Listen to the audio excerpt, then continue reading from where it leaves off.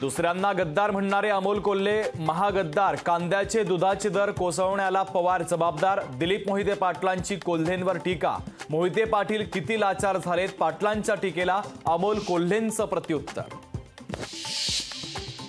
शिवसेनेचे माजी खासदार रवींद्र गायकवाड बंडाच्या पवित्रात असल्याची चर्चा, रवींद्र गायकवाडांनी खरेदी केले 4 लोकसभा उमेदवारी अर्ज, रवींद्र गायकवाड अपक्ष म्हणून उमेदवारी अर्ज भरणार असल्याची चर्चा।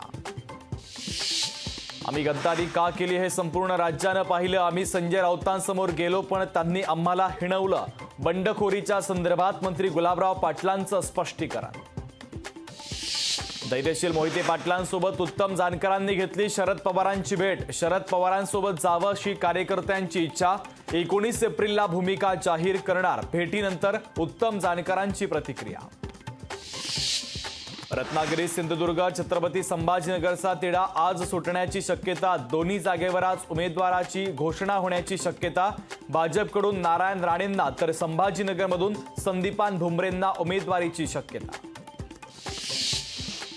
राणा दाम्पत्याने अडसुळांमध्ये मनोमिलनाच्या चर्चा, राणा दाम्पत्य आणि अडसुळांमधला वाद मिटण्याची चिन्ह, राणा दाम्पत्यानं घेतली अभिजित अडसुळांची भेट।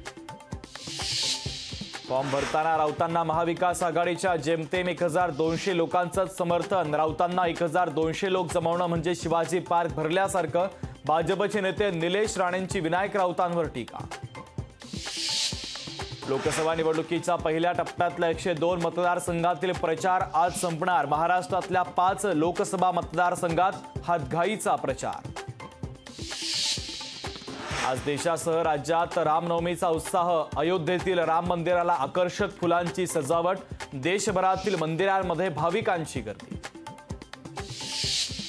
अभिनेता आमिर खानकडून बनावट जाहिरातीच्या विरोधात पोलिसांमध्ये तक्रार दाखल, आमिर खानचा राजकीय पक्षाचा प्रचार करणारा व्हिडिओ व्हायरल, कोणत्याही पक्षाचा प्रचार केला नाही, आमिर खानची प्रतिक्रिया।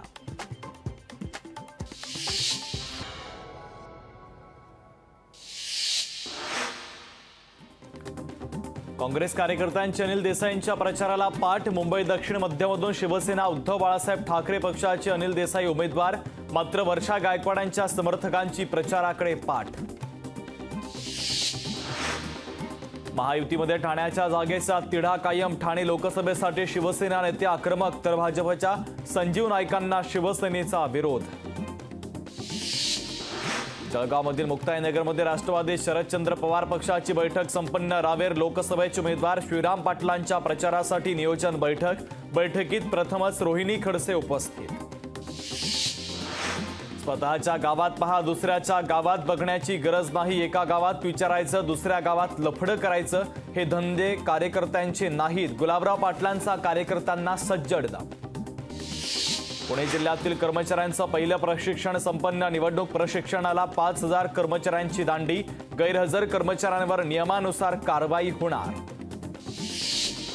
पुणे बारामती लोकसभा मतदारसंघासाठी 12 उमेदवारांचे अर्ज दाखल, तर अर्ज दाखल करण्यासाठी 19 एप्रिल शेवटची तारीख, तर निवडणूक लढवण्यासाठी उमेदवारांनी घेतले एकूण 77 अर्ज।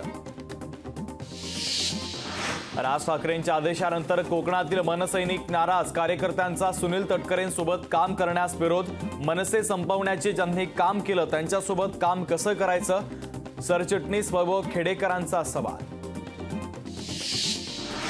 आज होणार तृणमूल काँग्रेस पक्षाचा जाहीरनामा प्रसिद्ध, ममता बॅनर्जींच्या उपस्थितीत जाहीरनामा प्रसिद्ध होणार।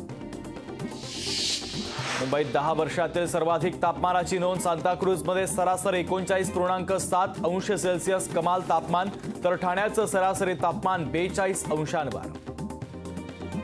राज्यात उष्माघाताच्या 82 रुग्णांची नोंद, तर उष्णतेच्या लाटेमुळे नागरिक हैराण, मुंबई महानगरपालिकेची मार्गदर्शक तत्त्व जारी, नागरिकांनी काळजी घेण्याचं आरोग्य विभागाचं आवाहन। मराठा आरक्षणाला विरोध करणाऱ्यांना दिलासा नाहीच, आरक्षणावरील सुनावणी 13 जूनपर्यंत स्थगित, अंतरिम दिलासा देण्यास मुंबई हायकोर्टाचा नकार। मेट्रो 1 मार्गिका लवकरच MMRDA तर MMOPI विरोधातील दिवाळखोरीची याचिका निकाली, वर्सोवा अंधेरी घाटकोपर मार्गिका ताब्यात घेण्याची प्रक्रिया सुरू। राज्यात झालेल्या अवकाळीमुळे विदर्भ मराठवाड्यात 82,264 हेक्टरवरील पिकांचं नुकसान, तर अमरावती अकोला जिल्ह्याला सर्वाधिक फटका।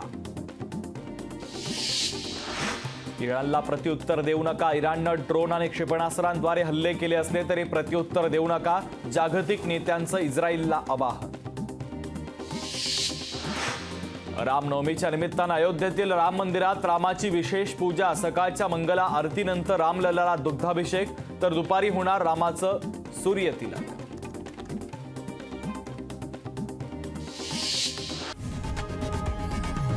लोकशाही मराठी ऐका, पहा, जागरूक रहा.